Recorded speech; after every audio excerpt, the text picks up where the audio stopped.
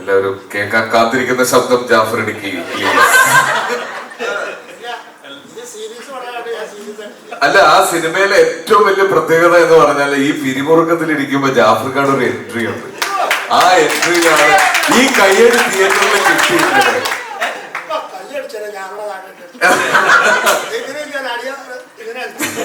മതി മറന്ന് കൈയടിക്കട്ടെ. ജാഫർക്ക please. Hello, നമ്മൾ രണ്ടുപേർക്ക് സംസാരിക്കാം.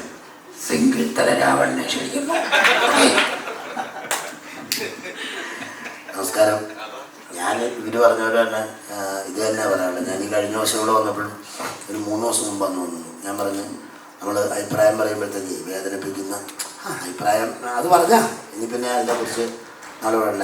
ഏതൊക്കെയായാലും ഇതിന് നമ്മുടെ ഈ പടത്തിന് ഇങ്ങനെ അഭിപ്രായം, മൊത്തത്തിലൊരു അഭിപ്രായം പറഞ്ഞ് അങ്ങനെ സഹായിച്ച എല്ലാവർക്കും ഞങ്ങളെല്ലാവരും നന്ദിയും പറയും. ഇതാണ് ഏറ്റവും യാഥാർത്ഥ്യം. കാര്യം വെച്ച് കഴിഞ്ഞാൽ നമ്മളൊരു ചുമ്മാ ഒരു മോശമായിട്ട് പറയുവാന്ന് തോന്നിക്കുന്ന രീതിയിൽ പറയുമ്പോഴുള്ള വിഷമങ്ങളെ ഉള്ളത്. ആർക്കും അഭിപ്രായമൊക്കെ പറയാമല്ലോ.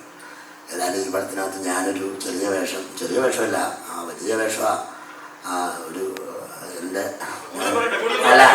ഞാൻ പറയട്ടെ, ഞാനൊക്കെ മിമിക്രിയിൽ പ്രൊഫഷണലായിട്ട് കളിച്ചുകൊണ്ടിരിക്കുമ്പോൾ ഇങ്ങനെ ഈ ഡയറക്ടർ സാറ് അന്ന് അങ്ങനെ സിനിമയുടെ സ്വപ്നമായിട്ട് നടന്ന ചരിത്രത്തിലോട്ട് എന്നെ എനിക്കിപ്പോൾ 1, 2, 3 പടത്തിലായിരുന്നു ചാൻസ് വരാൻ പറ്റും. നന്ദി രേഖപ്പെടുത്തുക നമ്മളെ ഓർക്കുന്നതിനും പിന്നെ ഈ പടത്തിലൊരു ഭാഗമാകാൻ പറ്റിയതിലും നല്ലതാണെന്ന് അറിഞ്ഞതിലും എല്ലാവർക്കും നന്ദി, നമസ്കാരം. ഇനി റൗണ്ട് ചെയ്ത് വരുമ്പോൾ ഒന്നുകൂടെ സംസാരിക്കാം.